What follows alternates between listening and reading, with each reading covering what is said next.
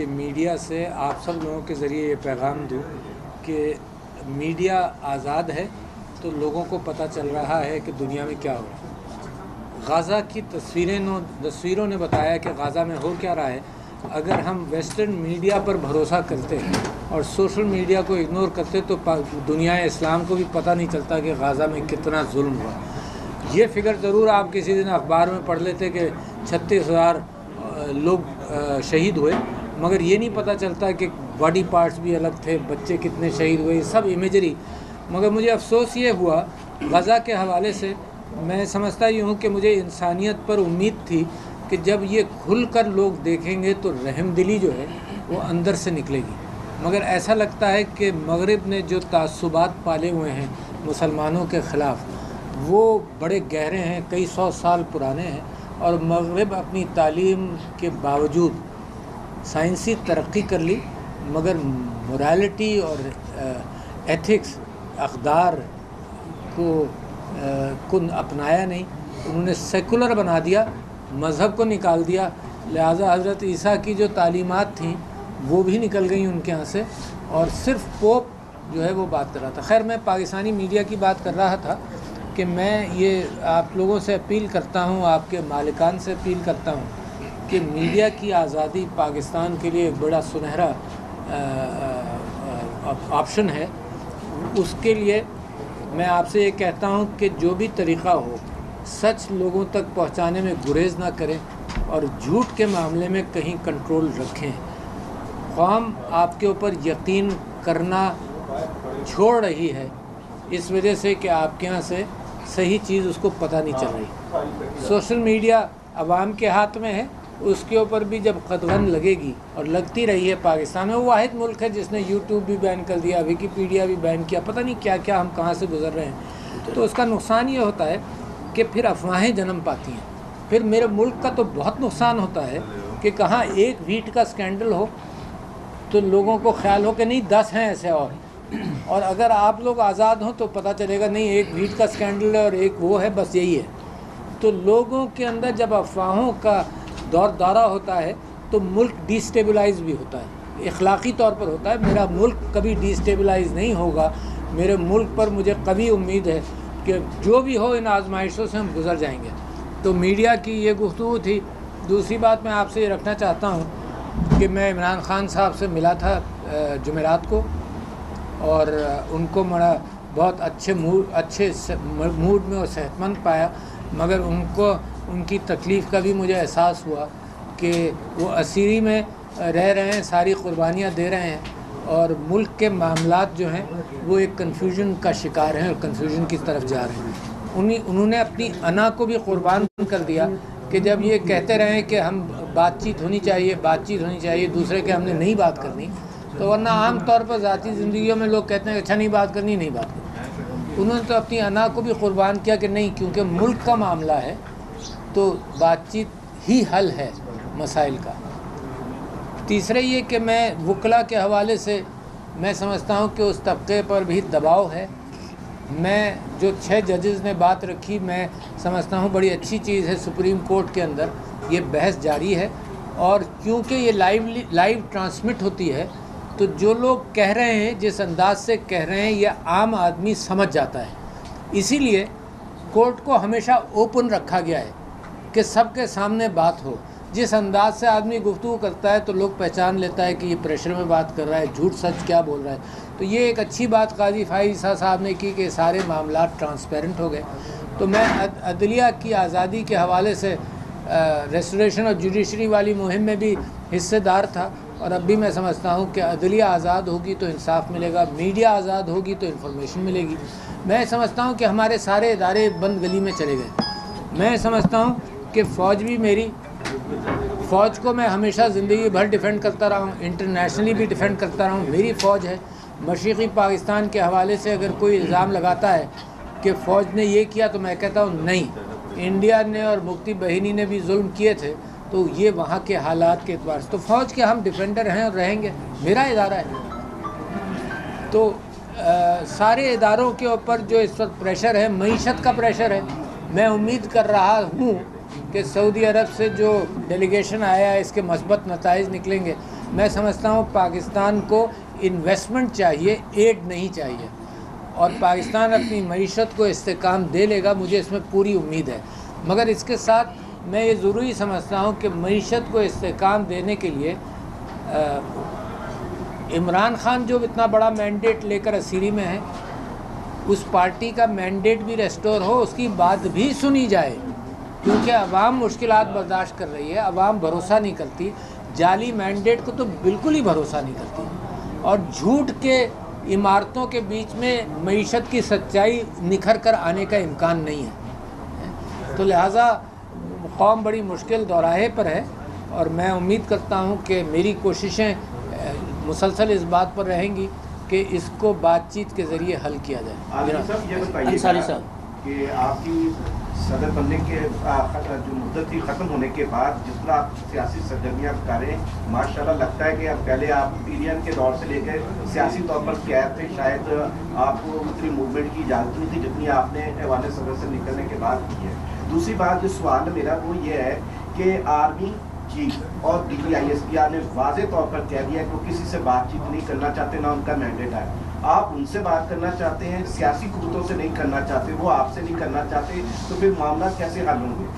میں نے ابھی یہاں مثال دی کہ جہاں ہم نیچے بیٹھے تھے نا، اور کوئی باہر سے چٹخنی لگا دی، ایک تو میں اصولی کہوں گا کہ یار میں ان کا مہمان تھا، انہوں نے چٹخنی لگا دی، ایک میں کوشش کروں گا جس سے بھی بات کرنی پڑے، اگر گھر کا ملازم بھی آ جائے گا تو اگر چٹخنی کھولنے کے قابل ہے تو میں اس کو کھٹکھٹا کر کہوں گا کہ بیٹا غلطی سے لگ گئی ہوگی، چٹخنی کھول۔ تو لہٰذا یہ بات کہ کس سے بات کرنی ہے کس سے نہیں کرنی، جو آپ کو معلوم ہے، مجھے کہنے کی ضرورت نہیں کہ یہ جو حکومت، یہ جو پارلیمنٹ بنا ہے، یہ فارم 47 والا پارلیمنٹ ہے، اس کا اختیارات کم ہے، اختیارات نہ ہونے کی برابر ہیں۔ تو لہٰذا بات چیت اگر کوئی کہہ رہا ہے کہ اس نے نہیں کرنی، اسی سے سوال کیجئے۔ میں تو کہتا ہوں میرے ملک کا معاملہ ہے، جس نے بھی چٹخنی لگائی، جو بھی چٹخنی کھول سکتا ہے اس سے میں بات۔ اچھا الوی صاحب یہ بتائیے گا، جیسے کہ آپ کہہ رہے ہیں کہ وہ بات نہیں کر رہے اور سیاسی جماعتوں سے آپ لوگوں نے بات کرنی نہیں ہے، تو پھر کوئی بیچ میں برج کا کام کون ادا کرے گا؟ آپ، یہ میرا سوال نہیں، آپ بیچ میں کوئی برج کا کام ادا کریں گے؟ آپ کے معاملات تعلقات تو ہیں نا، آپ بات کریں گے؟ دیکھیے میں برج کا کام کرنے کی کوشش کرتا رہا ہوں، مگر برج جب ہی کامیاب ہوگا جب گاڑیاں چڑھیں گی اس پر، اس کو استعمال کیا جائے گا۔ جب گاڑیاں ادھر کھڑی رہیں اور ادھر کھڑی رہیں کہ جی اس برج کو ہم نے استعمال ہی نہیں کرنا، تو میں پھر بھی دعوت دیتا رہوں گا کہ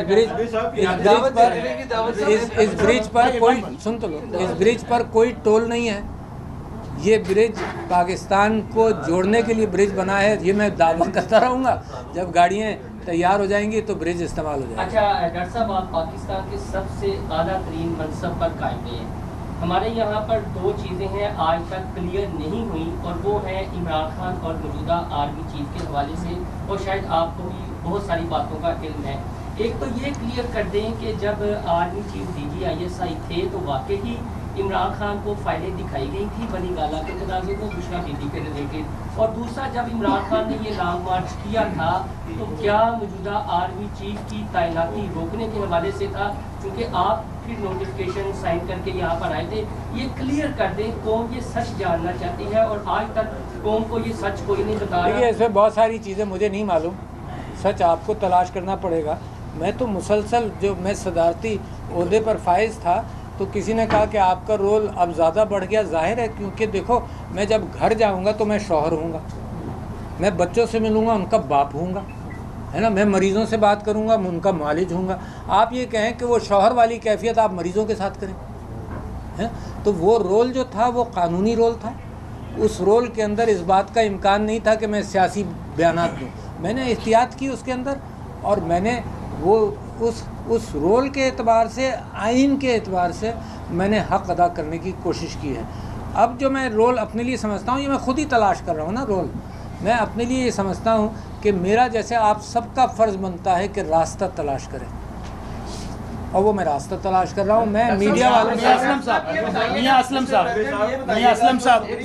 صاحب علی صاحب یہ بتائیے گا کہ آپ کہہ رہے ہیں کہ میں راستے تلاش کر رہے ہیں، بڑی اچھی بات ہے. جب آپ کے پاس بہت زیادہ ڈائمینشن تھی، بڑے راستے کھلے تھے، آپ کے پاس اختیار بھی تھا، یہ بار بار سوال ہوتا رہے گا آپ سے. میں اب نیچے بھی تھا تو وہاں پر بھی لوگ ڈسکس کر رہے تھے کہ اب ایکٹیو ہو رہے ہیں الوی صاحب، اس وقت کیوں نہیں ایکٹیو ہوئے؟ اس وقت آپ خان صاحب سے ملنے کیوں نہیں گئے یا ملاقات نہیں کرنے لگے؟ اور اب سوال میرا یہ ہے کہ اب خان صاحب سے اب جب آپ ملے ہیں تو کیا انہوں نے لائن آف ایکشن آپ کو دی ہے کہ اب آپ نے کرنا کیا؟ میں نے آپ سے کہا، میں نے سوال کا جواب دیا کہ جو میرا رول تھا وہ آئینی رول تھا، ہے نا. اس آئینی رول کے اندر میں نے کئی جگہ پر کہا کہ میں سر کے بل بھی کھڑا ہو گیا کہ میں جوڑوں. اتفاق سے ناکام ہوا، میری ذات کی بات ہوگی، میں لوگوں کو کنونس نہیں کر سکا، مگر جوڑ نہیں سکا. مگر اس کا مطلب یہ نہیں کہ میں کوشش چھوڑ دوں. تو لہٰذا جب میں اس رول سے باہر آیا ہوں تو میں ایک پاکستان کے خوددار سٹیزن کے طور پر وہی بات کر رہا ہوں کہ رول کہ قوم کو جوڑے بغیر نہ معیشت بہتر ہوگی نہ قوم بہتر ہوگی. اور اگر یہ کم علمی کی بات ہے کہ یہ سمجھا جائے کہ جی معیشت بہتر کر لیں گے اور یہ ہوگا، تو لہٰذا میں کوششیں جاری ہیں. ڈاکٹر صاحب یہ بتائیں کہ آپ کی عمران خان سے جو ملاقات ہوئی ہے اس میں کیا انہوں نے آپ کو اسٹیبلشمنٹ سے بات چیت کرنے کے لیے کہا ہے؟ آپ کو پہلے بھی اسٹیبلشمنٹ سے بات چیت کرنے کے لیے کہا گیا تھا، اس میں تو آپ ناکام ہوئے تھے، اور اب آپ کو کیا کامیابی مل جائے گی؟ مجھے معلوم نہیں، دنیا میں زندگی میں آپ لوگوں نے بہت ساری کوششیں کی ہوں گی، اس میں ناکام بھی ہوں گے. آپ میں بہت سارے اینکر بننا چاہتے ہوں گے شاید، مثال کے طور پر. اس کا مطلب آپ کوششیں چھوڑ دیں. میں آپ سب سے کہتا ہوں کہ زندگی کے اندر ہم سب کوششیں کرتے رہیں گے. میری ناکامی یہ ہے کہ میں ناکامی کو ایکسیپٹ کر لوں اور کوشش نہیں کروں. تو میں کوشش جاری رکھے ہوئے ہوں. اس پر امکانات کے اعتبار سے آپ فگر لگا سکتے ہیں کہ میں کامیاب ہوں گا یا نہیں ہوں گا. مجھے امید ہے کہ میڈیا اپنی کوشش کرتا رہے. میں آپ سے درخواست کر رہا ہوں بار بار، جوڈیشری اپنی کوشش کرتی رہے، عوام اپنی کوشش کرتے رہیں، فوج اپنی کوشش کرتی رہے مثبت، تو انشاءاللہ یہ جوڑ بن جائے گا. ڈاکٹر صاحب یہ بتائیے کہ آج کل جنرل قمر جاوید باجوہ صاحب جو ایکس آرمی چیف ہیں، وہ جیب میں قرآن مجید لیے گھومتے ہیں اور جہاں کوئی ان سے بات کرتا ہے وہ قسم اٹھا دیتے ہیں. وہ جیل میں تو نہیں ہے نا؟ نہیں، جیل میں آزاد گھوم رہے ہیں. لیکن انہوں نے یہ دعویٰ کیا تھا کہ مجھے فار ایور تاحیات ایکسٹینشن کی دعوت دی گئی تھی، ایوان صدر میں دی گئی تھی، اور آپ اس ملاقات میں شریک تھے. وہ سچ کیا ہے؟ یہ ٹروتھ ہم آپ کے سامنے رکھتے ہیں. آخری سوال آپ کا. میرا خیال میرے سامنے کوئی ایسی بات نہیں. یعنی یہ خبر میں سچائی نہیں ہے جو اس پر کوئی بات کر رہے ہیں. میرے سامنے بات نہیں ہوئی. سنیے نا، میں تو یہ کہہ رہا ہوں میرے سامنے بات نہیں ہوئی. باجوہ صاحب سے تفصیل سے پوچھے گا. نہیں، لیکن وہ کہہ رہے ہیں آپ بیٹھے ہوئے تھے، انہوں نے مجھے گواہ بنایا ہے کیا؟ ہاں، عمران خان، آپ اور جنرل باجوہ، 3 شخص تھے. نہیں، میرے سامنے بات نہیں ہوئی. ڈاکٹر صاحب یہ بتائیے گا کہ آپ نے پر سائن کیا عثمان خادم کا آخری سوال. تو عمران خان کو اعتماد میں لیا تھا یا قانون کی بالادستی؟ میں تو آیا تھا، میں تو لاہور آیا تھا، اور میں نے اس میں ایک پوائنٹ سمجھنا ہم نے کہ میں نہیں آیا تھا، میں آیا تھا. اب ہم نہیں ایڈ کر لیں سر، یہ ایڈ کر لیں کہ آپ سائن کر کے آئے تھے کے لیے، خان سے مشورے کے بعد جا کے سائن نہیں کیے آپ نے. یہ کنفیوژن دور کرتے ہیں، یہ کلیئر کر دیں علی صاحب. آپ اسلام آباد سے سائن کر کے آپ آئے تھے؟ بس کر لیا، سوال سمجھ آ گیا ہے، جواب لے لیں. جی میں سائن کر کے نہیں آیا تھا. نہیں کرنا. سائن میں نے جب تک نہیں کیا جب تک میری ان سے پھر ملاقات نہیں. آرمی چیف سے یا آرمی چیف سے ہے نا. ڈاکٹر صاحب اس ملاقات کے بعد سائن کیا. ڈاکٹر صاحب کشمیر کے اندر اس وقت آزاد کشمیر میں اس وقت جو حالات چل رہے ہیں بڑی گمبھیر صورتحال ہے، ویڈیوز بھی آ رہی ہیں، سارا کچھ جس طرح آپ نے آزادی صحافت کی بات کی، زیادہ تر چیزیں دکھائی بھی نہیں جا رہی ہیں ٹی وی کے اوپر. تو کیا معاملہ، کیوں وہاں پہ حالات خراب ہوئے ہیں؟ آپ پورے ملک کے صدر ہیں، آپ کشمیر کے بھی صدر ہیں، آپ ان کے حالات کو جانتے ہیں اس وقت. اچھا جی، میں نے معلوم کرنے کی کوشش کی.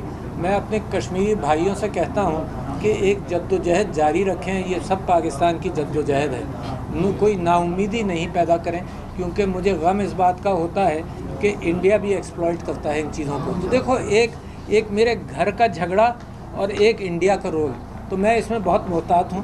مگر میں یہ کہنا چاہتا ہوں کہ اپنی پولیس کو کہ جس انداز سے انہوں نے پنجاب کے اندر، لاہور کے اندر، ہر جگہ جو ظلم کیا ہے، تو کشمیر کے اندر احتیاط کر لو، کیونکہ وہاں ہندوستان کا انڈین آکوپائڈ کشمیر کو یہ دکھایا جائے گا کہ وہاں بھی یہ ہو رہا ہے، حالانکہ یہاں کے حالات بہت بہتر ہیں، وہاں پر بہت ظلم ہے. لہٰذا میں یہ سمجھتا ہوں، کشمیری بھائیوں سے اپیل کرتا ہوں اور میں یہ کہنا چاہتا ہوں، یہاں پر اپنا اوپینین دینا چاہتا ہوں کہ یہ جو رجیم چینج کشمیر میں کیا گیا، پی ٹی آئی گورنمنٹ کو ہٹایا گیا اور ایک فالس حکومت وہاں پر قائم کی گئی، تو یہی خطرناک نتائج نکلتے ہیں جن کا عوام سے تعلق نہ ہو. تو اس بات میں احتیاط کی جائے. اور مجھے لگتا یہ ہے کہ فارم 47 والی جو حکومت بنی ہے اس کے اوپر نمبرز تو میرے دوست دیں گے، مجھے سارے نمبرز کچھ یاد ہیں کچھ نہیں. اگر یہ حکومت چلتی رہے تو پاکستان کے حالات کے اندر جو ظلم اور زیادتی سارے پنجاب کے اندر ہوئی کبھی آپ نے ایسی دیکھی نہیں، اور ایک وینڈلزم والی کیفیت پیدا کی کہ ہر گھر میں جا کر ہر چیز توڑنا، عورتوں کی چادر اور چار دیواری کے اعتبار سے ان کو گھسیٹنا. یہ پاکستان کی تاریخ میں اگر ہوا ہے تو بہت کم ہوا ہے، اور اب یہ بہت زیادہ ہوا ہے.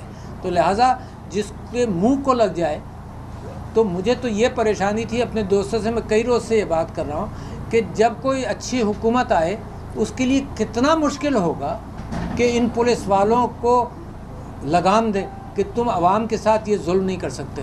تو خدا کے واسطے کشمیر کے اندر اس میں احتیاط کی جائے. میں چاہتا ہوں کہ کشمیر، پاکستان سائڈ کا کشمیر جو ہے ان کی اور ہماری محبتوں کے اندر کوئی دراڑ نہیں. چھوٹا سوال ہے کہ مولانا فضل الرحمان اور پی ٹی آئی کا اسٹیبلشمنٹ کے حوالے سے بیانیہ سی ایم پی پر آ گیا ہے. ایک ابتدائی ملاقاتیں ہوئی تھی، اس کے بعد مولانا سے ملاقات دوبارہ نہیں. کیا آپ مولانا فضل الرحمان سے مل کر مشترکہ طور پر کوئی تحریک کے لیے کوشش کریں گے؟ کیونکہ بیانیہ سے ہو گیا اس میں اسد قیصر صاحب، گوہر خان صاحب، یہ سب لوگ ملاقاتیں کر رہے ہیں. میری ان سے گفتگو رہتی ہے، میں نے اپنا کوئی رول اس میں پایا نہیں ابھی تک. Thank you very much. Thank you sir.